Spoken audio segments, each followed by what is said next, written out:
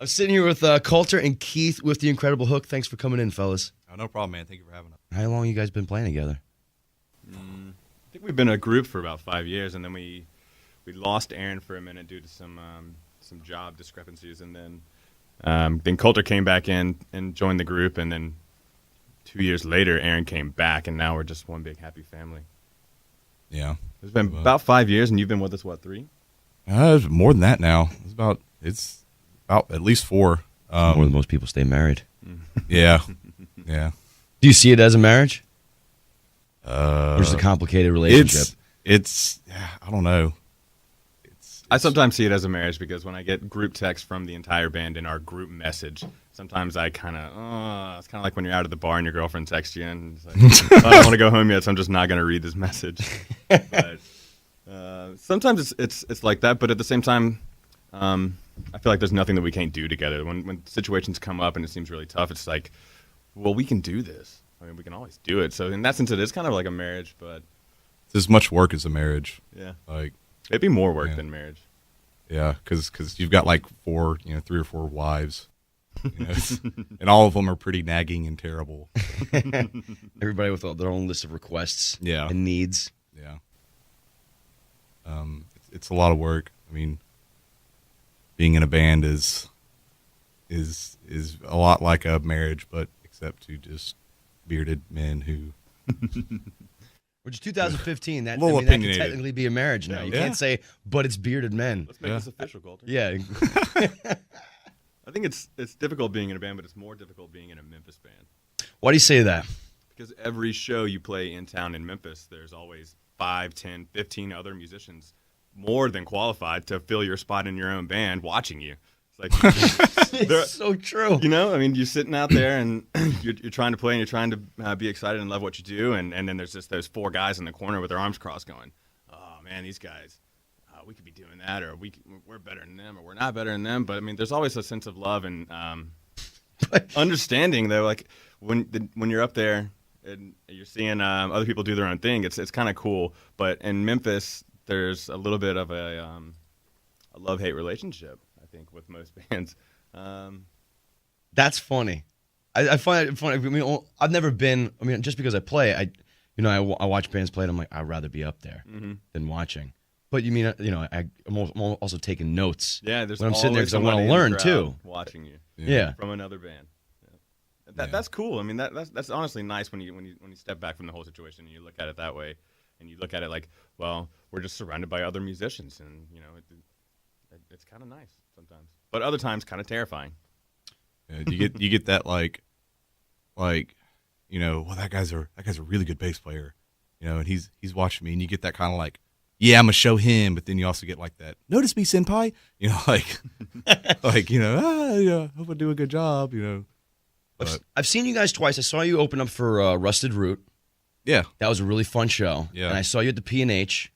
I forgot with Pop Ritual and I think Zigadoo Money Clips. Yep. Zigadoo, Now is- yeah, they're good. They're a fun, funky band. Yeah. I enjoy watching them. But it was incredible to see how much sound came out of just the 3 of you, and that was really cool. And you guys are all on point. It was like, I think the only I wrote this down. Anytime someone tries to describe their own music, it's kind of difficult. I mean, everything goes under like the umbrella of alternative rock or EDM now. I mean, I'm just trying to just keep it simple. But I read this. This was great. So you guys are considered disco, glam, funk, synth, sex, pop, rock band. That covers That's about it. Yeah, All right. Was that just because you just drew straws and you're like, yeah. That was actually Alphabet Soup came up with that one for us. okay. No, it was kind of like, yeah, well, we're all of these things, but if you string enough one syllable words together to describe yourself, it works a little bit better than like, oh, we're eclectic, alternative, indie, EDM, and just like some people get really specific with it, and then that's extremely specific, but it's fun. Yes. So, Well, I think you sandwich sex somewhere in between. yeah, there. I mean, that's I don't know what sex sounds. Well, I mean, I know what sex sounds are, but I'm I don't 32, know. I still don't know. I don't know what live performance from a band sex sounds are, but if we do it, I know that. Yeah. I've thought a lot about our description as a band and our genre of music, and really, that's just the only one that makes sense because when we first started out, we tried to be like a party anthem, 4 on the floor, just disco beat, make you really, really move and put your beer down kind of band. And we kind of evolved into what takes a little bit more concentration on what's going on stage. And like you said, there's a lot of sound coming out, and there's a lot of different parts and long bridges and all that stuff. And Yeah. that's kind of what we came into. And I kind of miss the old party band, but I also fully enjoy our new genre we've kind of created for ourselves. Yeah, I mean, sometimes it's just real fun to just and then me to sit there and dance between 2 octaves for, you know, an entire song. Mm-hmm. You know, and sometimes that's really fun, but then at the same time, it's like, you know, okay, well, this next song's about Mexican history. You know, and like that's not a joke. Like that's what that song's We do about. have a song about Mexican history. Mexican history, And, okay. And then it's like this next song. What's the name of that song? Carlota. Carlota? Yeah, And is that on Repeat Betrayer? that is on Repeat Betrayer. Which you can pick up on. You can stream it on Spotify. You could also buy it on iTunes. iTunes, Amazon, Google Play. Yeah, and if you can get music from something, it has it on it. Okay, cool. Yeah. Who does all the lyric writing? Or do you guys delegate that to Mick? That's we pretty delegate much all most Mick. things to Mick, actually. Yeah. Yeah. Is he, all right. Mick's primary songwriter, primary lyricist. You know, he tries to write some bass lines every now and then. You know, he's like, hey, you know, I want you to play this. And I was like, okay, I'll play this. And then he's not paying attention. I'll like add a couple little things here That's and there. very true. Yeah. That happens almost every song. That happens. Yeah. So he either says like, you know, he has almost explicit directions for what he wants, or he says, I don't care what you do, you know. And so, you know, that goes both ways with Keith and I. You know, sometimes he'll come in and say, I want this beat here, and then this part, I don't care what you do, just go crazy. Yeah, it is kind of black and white like that. He is the primary writer and composer, but he does leave a little bit of a arrangement up to us. Yeah. Mm-hmm. And you guys and that works for you. It's strange when he says do whatever you want because it's like, well, normally you already have like this pre-recorded sound that you want us to follow, and then now you're telling me just do whatever I want. And it's like I don't know what to do. What do I do with my hands? I'll figure it out, I guess. No, you guys have I mean, it's funny, like the disco, like that was the one thing when I was watching you guys at PNH, I was like, I mean, you can't stop moving. Mm-hmm. It's just like a train that keeps stopping, and it's that bump, bump, bump, Yeah, bump, bump, Yeah. bump. Yeah, that's one thing we kind of really, excuse me, prided ourselves on was, you know, we'd play shows places before, and you know, the band before or after us would, you know, all right, we need everybody to get up out of the seats, everybody get up and come dance, and you know, like 2 or 3, you know, people would get up and do it, and then we'd get up there and just start playing, and then those people would all get up and start dancing. And it's like, yeah, okay, we didn't have to say anything, you know, like that's pretty neat. It's like watching a hardcore band or metal band tell everybody, I want to see everybody get in a circle pit right now. There's nothing more lame than you having to telling me that I dictate, need to yeah. have a circle pit. Yeah, being prompted to do Yeah, let it just happen. If it's good enough, people will run around and hit each other. That's a fact. If the music's good enough, Yeah. they'll beat each other Well, up. yes, words to live by. So are you guys working? I mean, your last EP, Repeat Betrayer, came out in February. You guys recorded at Arden with John Hampton. Yeah. Mm-hmm. How was that? That was amazing.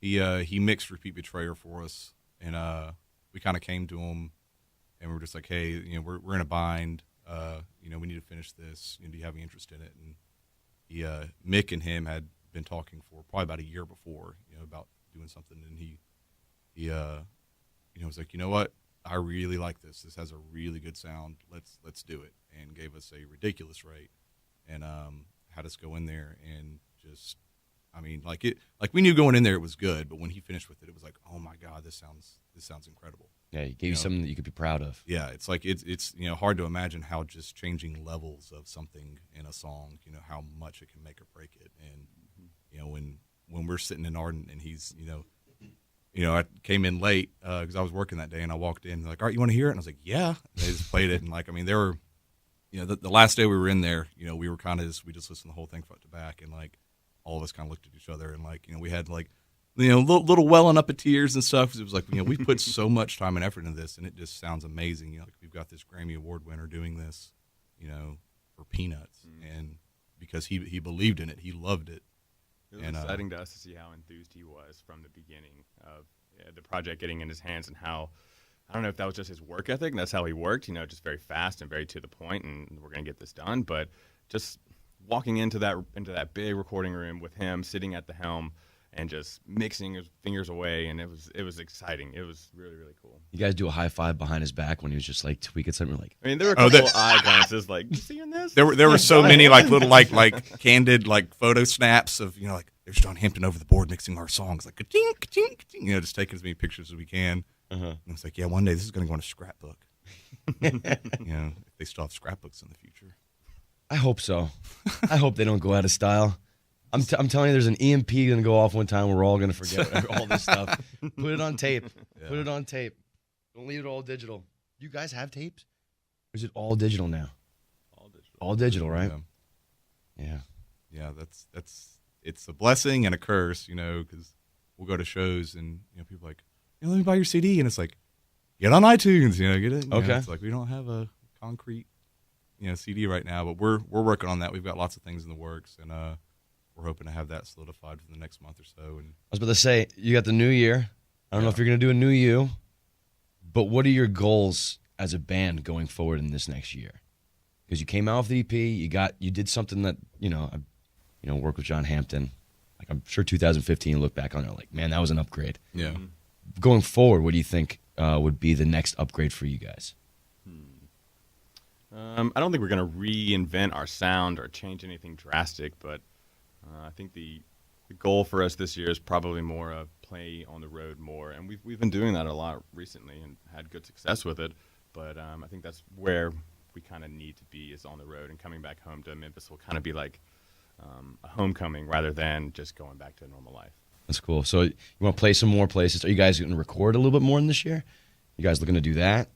We're working on a deal right now that's not inked, but we're pretty close to finalizing a deal where we will be doing a lot more recording. You guys like burning sage and stuff like that? Make sure the recording the everything gets signed. Do you have any sage?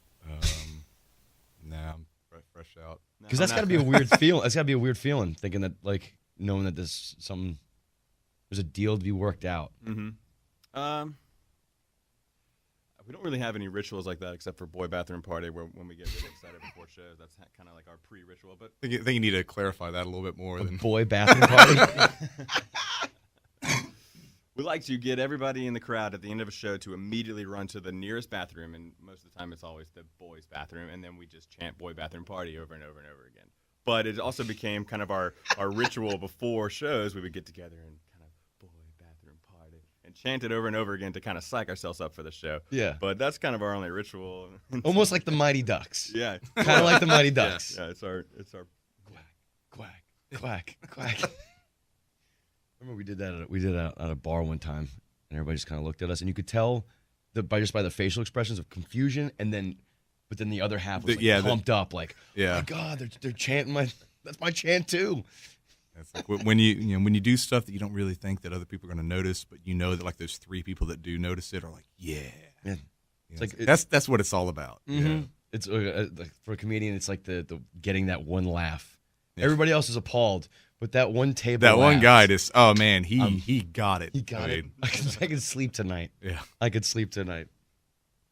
Man, so you got any shows coming up here locally in the coming future? I think I saw something at the High Tone coming up. I think later this month. We'll play High Tone probably 50 more times this year. Okay. We got a show at DKDC coming up. Yeah, I think the first time there, and that's going to be fun. February 16th, I believe. Yeah. That's the only thing we've got booked right now. We're kind of trying to get a little bit more stuff written, so trying not to play too many shows right now. We'd like to spend January kind of writing some new material, and that's one thing we're really good at, but we're really slow at. It takes time. It takes getting together and just having that free range. Yeah. Just kind of just like, all right, just start playing. Yeah, it takes time, especially when it's some of this weird stuff that shouldn't make sense when you play it. It's like, oh, it still doesn't make sense, but then you have Mick yelling at you, it's on the 4! It's like, okay. Yeah. But yeah, we're going to concentrate this month on kind of writing new stuff. And if a good show comes along, absolutely we're going to book it. We're always down to play just about anywhere, anytime. Yeah, that show that you saw us at Russet Root, that was a last minute thing. We weren't originally slated to be on that bill, but somebody couldn't make it into town or backed out, or the tour bus broke down or whatever, and they just called us and said, "Hey, can you do it?" And Yeah, like, we didn't even think about it. we were twice. booked We on were that just show for like 3 days. like, okay, let's do it. I guess we're gonna do it. Yeah. I think it's the one thing, and I mean, I work nights here, so I don't get to go see a lot of local shows during the week, and that's when predominantly a lot of shows are playing, and so I've seen a lot of diverse tickets here as late. So when I saw you guys, I'm like, okay, this music exists in Memphis, and I felt good about that. Now, because I had been playing you on Homegrown before that, but I'd never seen you, and your live show, I mean, it's a totally different experience. Yeah, well, we're a terrible band, so we have to make up for it. No, with, no. with, live, it's like, oh, well, you sound like garbage, but we got to look good. No. No, there's an energy that's hard to replicate on like it's hard to replicate recorded. Anything else you want to talk about? Anything else come to mind? We've got a great album to promote. Yeah, you do. Got that. Yeah, you do. Got that. Pull out your phones and ask Siri to open up iTunes and get that. How much is it right now? I think it's $6.50 on iTunes. Repeat Betrayer, $6 on iTunes. I think so. What is it? I think it might be 7. I don't want to surprise them. It's definitely no more than 7 though. All right. And No more than- how are those checks that you get from Spotify? Well, I'm drinking Cristal right now, so you tell me. Do you get a check from them for like the stream? Yeah, we do. Yeah, it goes to a PayPal account that somebody has a password for somewhere. That one day we'll open that and maybe be like, "Oh wow, look at all this money!" But, Paying dividends. yeah, Yeah, we get money from Spotify, but a lot of people don't like them. But as a consumer, they're a great company and a great app to have on your phone. But as an artist, I mean, it's kind of difficult sometimes to look at the money in the accounts and it's like, what? But I like Spotify personally. yeah. I don't know. I've never. I pay for Rhapsody, and I love that. Which we're on Rhapsody as well. If anybody has Rhapsody, but I mean that's really the only music app I even use because I mean a whole album on there. It's like an $8 subscription fee, and I just pull up whoever whenever I want. And I don't have to listen to it through a weird playlist like on Spotify, totally out of order. Yeah, I haven't. I just paid for Spotify Premium, and it's changed my life. It's worth it. Yeah. Oh, it's changed my life. I mean, I haven't experienced this. I mean, I really don't know. Being a band, having your material on Spotify, does that make it easier to push it and get more exposure? Have you talked to somebody? Have you got a message from somebody in California or Maine or somewhere across over the pond in Europe? Well, yeah. Well, we never received fan mail, I wouldn't say, but with Spotify, there's the way we got to Spotify was through a corporation called TuneCore. And TuneCore is great. You can get on there and you can see like, oh my gosh, somebody in the Netherlands was listening to us last night, or somebody bought our album in DC or Spain. There's people listening to The Incredible Hook in Spain, and we can see that all through TuneCore. I mean, they're listening mostly through Spotify, but How cool is that? and that's really cool feeling. Yeah. Actually, That's got to be cool. Yeah. But little do we know that person's doing Spain is like one of our friends' little brothers is vacationing there. Or something. Oh, I like to think the other way around. no, is that what it is? Nah, Oh, okay. I'm sure there's that one random person who just stumbled upon us in Spain. But no, yeah, Spotify's cool because it is free. You can't always convince somebody to buy our EP it's like or listen to it for free on Spotify. It's like because at least it's in their ears, and if they listen to it on Spotify a few times, like yeah, okay, this is really nice. I might actually pay for this. As opposed to download our album on iTunes and I'm not spending $7. So you can at least get people to listen to it on Spotify for free, and then hopefully at least come to a show. It's like yeah, that was really good. I like that. I'll check them out again. I think services like that are definitely necessary for people in our situation. Yeah. So you don't buy the fact that this is going to ruin music going forward? Nah, I don't feel that way. Cool. Yeah, because A lot of people who do though. there are. I don't know if it's necessarily the bands are because if you're in a band, you're broke to begin with. It's not like you're going to be broke for a long time, but that light at the end of the tunnel, to capitalize, the middle class band, before you get real big and you can just charge $200 for a ticket. Like that band that needs $35 or something like that. Not only are they not getting all the proceeds from the tickets, but they're not getting record sales either. Right. So that's Yeah, and like plumbers of Spotify, the world. yeah, like Spotify might not necessarily be helping bands like that. You know, it's like I think Spotify is better for. Not saying that we don't need the money, but like that like the Spotify proceeds from us, it's like it's not really going to make or break us. Whereas if you're I know Taylor Swift had a big beef with them or something. And where, Adele. She's if they're getting millions and millions and millions of plays, well that's potentially When you're friends with Trump, yeah. which I'm pretty sure they've rubbed elbows and exchanged numbers. Can't. I'm not on that level. I don't understand.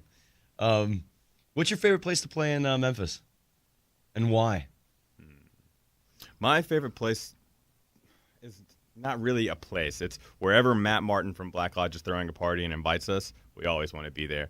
Because at the old Black Lodge, we played multiple shows that just packing out that small little room of people and just the overflow into upstairs and downstairs and all the side rooms and outside and behind you on the glass. Like, that's a cool feeling. And we got to experience that again with him, but not at the old venue, but at the Buccaneer for New Year's Eve. Yeah. And I mean, people just walking by you in the side, people in front of you, people behind you, just like an endless sea of people in this small capacity room, and all because Matt Martin invited us to come play. So my favorite venue is wherever Matt Martin's at. Nice.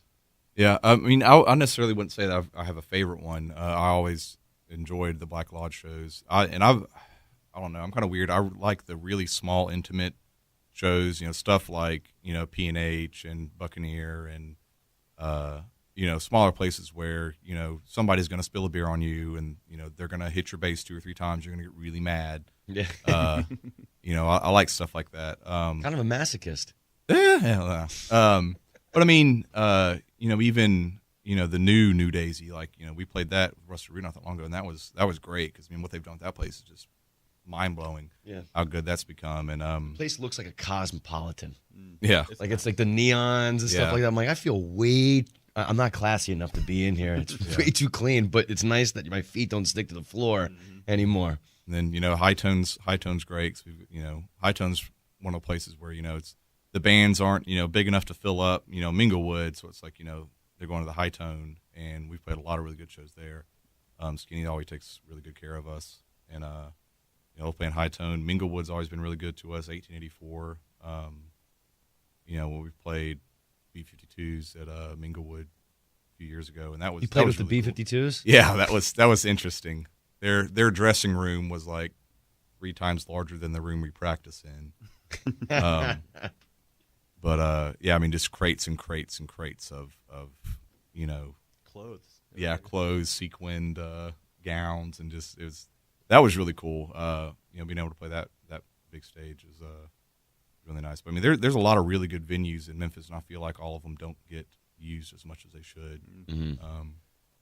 But High Tone is great. Even before we started playing High Tone, before they even made the switch, and after they made the switch, even there's bands that come in town that are some of my favorite touring bands and acts out there that wouldn't come anywhere else but the High Tone, and it was great to go to the old High Tone and see like Dr. Dog, and go to the new High Tone and see of Montreal, and like that's a really cool place in Memphis, and I think that's really gonna shape how the Memphis music performance scene is going to go forward in the future. That's a good room. That was a good room. It's a lot bigger up on stage. It looks a lot bigger. Yeah, it was fun. That was a cool experience playing there last night. I was thinking that, but like we were the first band, so like no one was there. Yeah. So it was I just felt like a good practice. You know what I mean? What I was gonna say was, are you gonna have that intimate feeling when you play DK? Yeah, that's gonna be very intimate. Like I might just leave my pants at home. You might want to. You won't leave there alone if you do. Yeah, I promise you. But no, I've always I really like playing small shows. I mean, like, not to say that I wouldn't want to play a big stage somewhere, but there's just something really cool about being able to I'll press a distortion pedal on my bass, and then I'll take 3 steps out, and I'm in the crowd. So there's just something really cool about being able to do that. And then the people at small intimate stuff get way more into it too. You're playing a big stage, and you're elevated 4 feet above everyone. It's like there's not that many people dancing like right in front of you, whereas if you've got 150, 200 people packed into a room that's only supposed to have 50 people, it's like, well, they're moving whether it's by choice or not. They're When you can moving. feel They're their- dancing. when you can feel their feet collectively tapping and moving on the ground with what you were playing, that's a really good feeling. Yeah. That is a good feeling. Yeah. Also indicative of the fact that that building might be falling apart. That is Yeah. also a little bit of a gamble in that. Yeah, we've almost had that happen twice at 2 different places. Really? Yeah. Here in Memphis? Yeah. All right.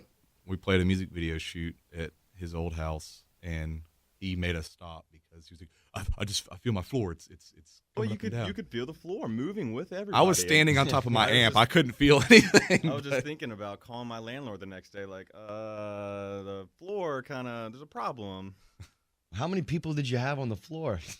Gosh, I don't know. That might be the follow-up question. Your landlord, like, all right, if he asked this, what am I gonna say? Well, it's supposed to be rated for 75 people. You shot your music video at your house? Yeah, we did. A We just we shot snippet of music it, video, What was the name of the song? Legalicious? I wish we had a song. Like What was it? Don't be so mad is what we shot at. Oh, okay. Yeah, this was an older at the Phoenix House. one. By the way, you can have Legalicious if you want it. Yeah, no. Well, Take it. this one thing that always pisses Mick off is we always rename the songs. Like Leg Insurrection is the name of the song. Now it's gonna be That- Legalicious. all right. Yeah, but yeah, he always yells at me because I write the set list a lot, and I never write what the actual name of the song is. Like I'll put like leg insertion or Carlota all the time, right? Like Carlot, and we have a song called Mess Maker, and that's always like Messy Baker, and so that's one thing that's always kind of really made Mick mad is when I'm constantly just changing song titles. You gotta have Sometimes, fun while you can. yeah, sometimes like, what the hell is this one? And I'm like, oh yeah, it's like I have to remember because I've diluted it so much. I've started wrong songs because of that. I got yelled at for that one too. Well, that's good. You can have fun. I love how he gets mad, though. I wish he was here. Yeah. I wish you could put him right in between you right now and be like, "Hi, Mick, your thoughts." Yeah, but no, Legalicious is definitely a new one on there. What is it? What's the actual song title? Leg Insurrection. Leg Insurrection. Like your legs are kind of taking you where you don't really want to go, but like kind of I'm gonna go anyway. You're gonna end up there. I'm gonna end up there. So Sounds like sex. That's yeah, kind of what that song's about. yeah. Yeah. That's that. A lot of our songs kind of go back to that, And or Mexican history. Mexican history. Yeah, Mexican history. The Zapatistas? yeah, because the Is that what it What? Zapatistas? What is that?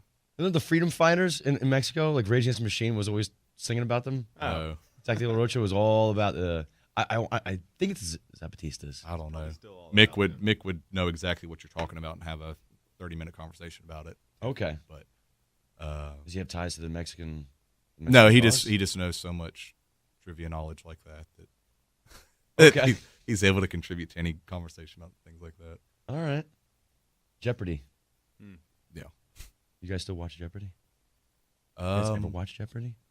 Every now and then when I'm at work, I'll put something on just to have background noise. Well, how do you feed yourself? What do you do for a living? I sell guns and gun accessories, Nice. Nice.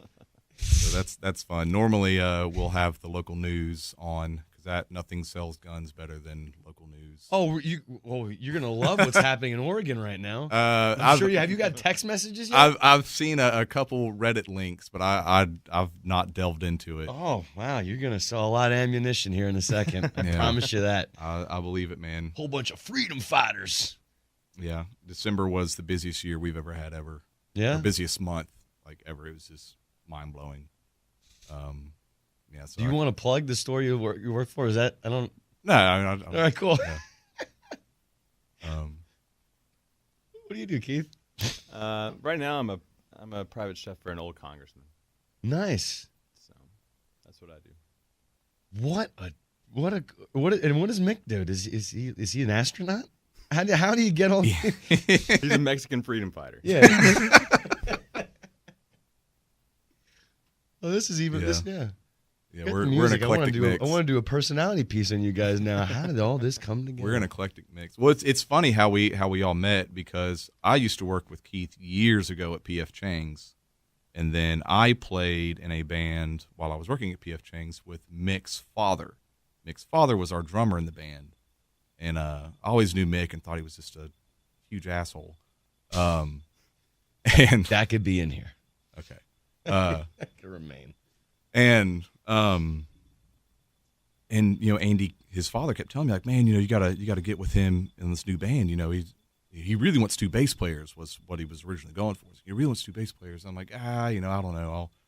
I'll think about it. But then Aaron, the original bass player, left, who's now back playing baritone. He left, and Mick called me. He was like, hey, look, I've got a bunch of shows booked. I need you to bail me out. Like, you think you can? It's supposed to be a temporary thing, and it ended up like I really enjoyed the music and playing. So, Well, not liking Mick, what made you come to us? Like, I've never really heard this story. Like, what was your mind telling you to do whenever he called you, knowing that you didn't like him? I mean, probably didn't even like me at that point. I was always. I mean, like, it's not that I didn't like Mick. It was the fact that, like, in one band that we played with while Mick was in the Infidels. Mick used to be in this one band called the Infidels. I was in this hard rock band called Atom to Ashes, and we booked a show together once. And at Newbies, and the Infidels were playing before us, and we had a set time limit. Like they, were supposed to play a however minute long set, and they went over and like, okay, one more song. Like no, that's it. Like, okay, they played another one, and they're like, all right, we're gonna do one more. It's like, no, that's it. Like, cut it. And the sound guys telling them no, and then they kept doing it, and they played like 2 or 3 songs over what they were supposed to, and then they ended it and goes, you're welcome, newbies, and dropped the mic.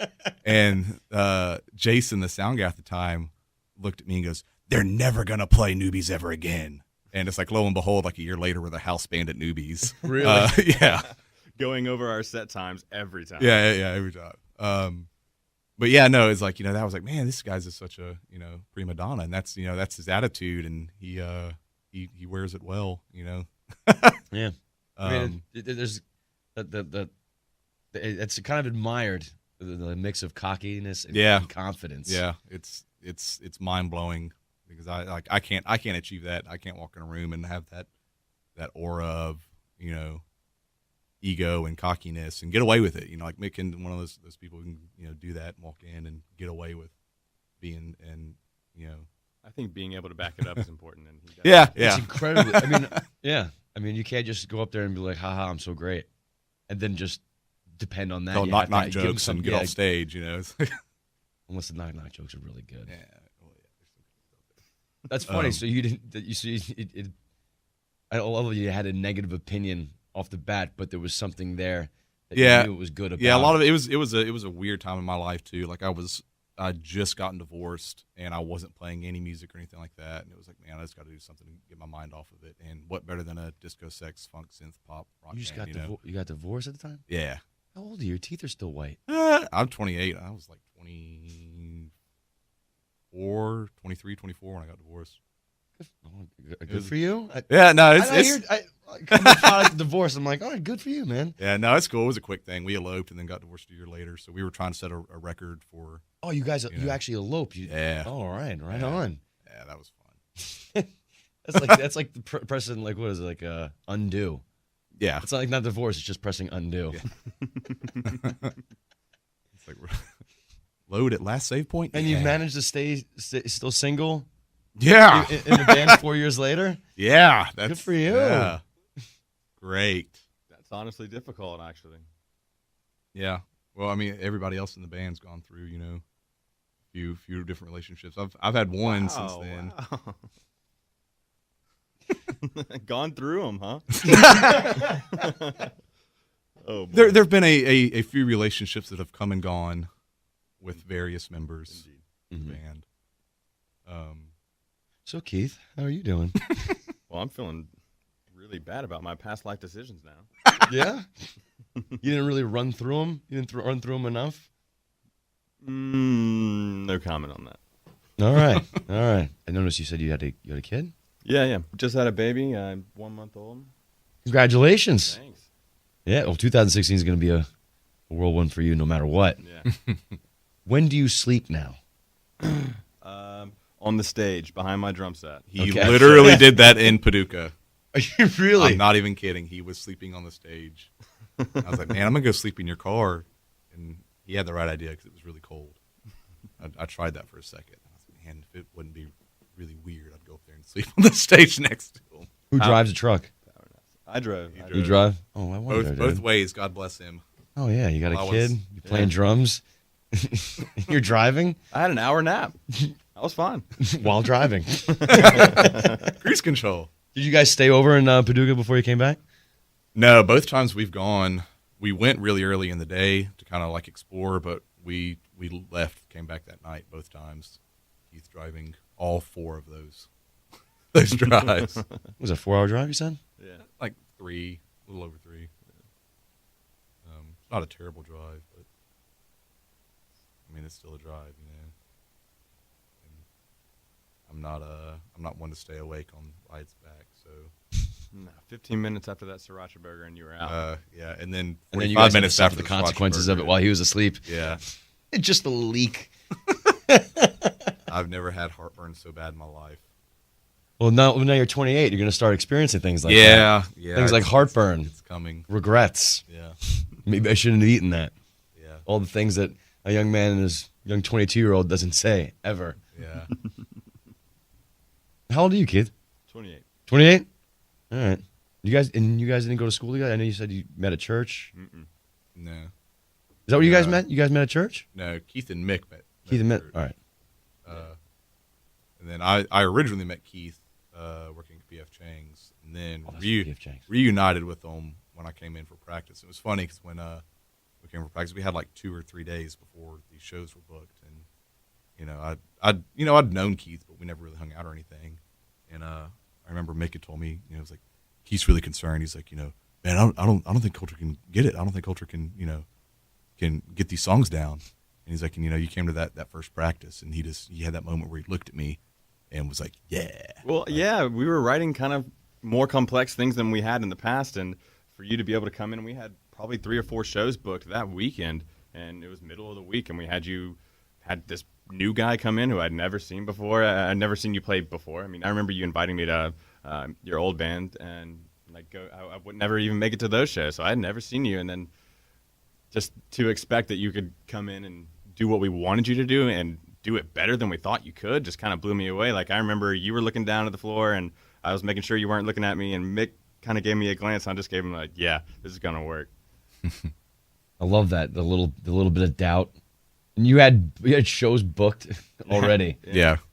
And you came in there, well, how many days you had practice to kind of start gelling? I think I think we had three days. Yeah, I think like he sent me a Facebook message like on a Saturday, and I was in Gulf Shores, and he was like, "Hey, I got 2 or 3 shows booked, Friday and Saturday next week. I need a bass player. Do you think you can do it?" I was like, "Sure, I'll be back in town Tuesday." And I think we like started the day I got back in town and had 2 or 3 practices and nailed it, and just went out and played them. Yeah. So that was fun because that was a big. It was a big challenge for me too because I used to play in hard rock bands and stuff like that, and this is a world of difference and way more fun. I mean, this is so much more fun. About to say, I mean, it's because of the chord structure, the beats. I mean, you Yeah. get to have more fun. I mean, there's only so much I can play in D minor before it's like, all right, let's play in. Oh, all of these songs are in different keys. Great, But it was really fun. That was what I needed at that time. Was this something totally different, and I'm really glad that I was that random Facebook message at 3 a.m. Hey, I need a bass player. Because God knows there were probably 2 or 3 other people who got that same message that night. No, you were the only one. We kind of had all our eggs in the Coulter basket. Well, that's good. That's good. But yeah, I mean, it was supposed to be kind of a temporary thing, and it stuck. I think we all meshed really well together and really enjoyed it. I mean, like I have so much fun playing this music. That's good. That's a rarity. Yeah, I mean, it's and I know if we ever make it big and play in arenas and stuff like that, at some point we're like, I'm tired of playing these songs, but like right now it's like I have fun. I really like the music. It's all really fun to play. There's nothing that's just like, oh man, I got to play that song again. I'm not tired of anything yet. It's all interesting enough to where, and fun enough to where it's we're not hopefully not going to burn out on it for a while. Hopefully not.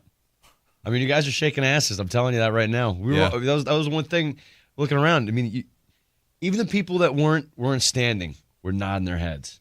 Yeah. You know, and that's cool. I mean, especially I don't know. Like, that was at the P&H, so I mean, a lot of times you go there to drink. You know, just a drink. Yeah. You know, and a lot of times you just kind of stumble upon a show when you go there. Yeah. So that was really cool to see, and that and just everybody kind of just standing around there just watching you guys. So I really hope whatever you have in the works out for you, and you guys can travel a bit more, see a little more, take the music in its physical form to more places across the country. Because I think you'll be pleasantly surprised by the reception. If not, you've already seen it because it's been fun. It's just fun music. Yeah. Like a two-door cinema club. Yeah. Kinda. They were a big influence. Really? Yeah. Stuff like that. I was the one, when someone asked me what you guys sound like. That was like, I was like, you know, two-door cinema club. You're like yeah, kind of like that. Yeah. And they're like, and it was a girl. So they're like, because girls want to move, girls want to have a good time. Yeah. You know? Yeah, and it's hard to find good music that you can kind of dance to now. That's not like, you know, just you know, it's hard to find stuff like Two Door Cinema Club and Foles. I'll put Foles in that category. yeah, it's stuff that you know you can dance to that's good. Still's got a little bit of edge. Mm-hmm. You know, but you're not gonna be having to count the fives to get the right dance. It's not like math rock or anything. You don't want to work too hard. Yeah. You shouldn't have to work too hard if it's But then again, sometimes you just want to be a dick and do something that you want to do. Yeah, we've Regardless done of the that. crowd. We've done that a few times. There've been a few songs. Screw the where, crowd. I'm an artist. where we definitely throw well, it needs to go to this, but we're not going to do that. Yeah. It's like but it's an inventive, fun sound. It certainly is. It certainly is.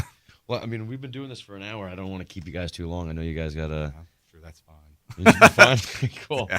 What's it called? Incredible Hook. You're playing DK or Can I DKDC. confirm that? Can I? Yeah, you want to confirm that? I always mess up. It's DKDC, right? DKDC. Don't know, don't care. Is that what it stands for? I think so. I don't think If not, it should It's like be. FUBU. It's like FUBU for Memphis. Incredible Hook EP, Repeat Betrayer on iTunes, recorded at Arden. Thank you so much, Coulter, playing bass with the Incredible Hook, and Keith playing drums with the Incredible Hook for coming in today and talking with me today. I can't wait to see you guys at DKDC February 19th. February 19th. Make sure you go to it. Support local Memphis music at all costs because it doesn't. Is there a cover for this one? Ooh, that's a good question. Probably 5. Standard 5. Standard 5. So go out there and go see it. More information at your Facebook page, The Incredible Hook. You guys have a website as well? Mm-hmm. IncredibleHook.net. Yeah. Our Instagram's pretty fun too. The Incredible Hook, really easy. Facebook page, but I'm actually impressed that you got all of the Incredible Hook for all of that. Yeah, it was tough. yeah. Well, I think our Twitter is Incredible Hook. I think we had to scratch the "the" on that, but Okay. yeah, we got lucky on all that. Awesome. I appreciate you coming in, and I can't wait to see you again. Awesome, man. Thank you Thanks. for having us. Absolutely.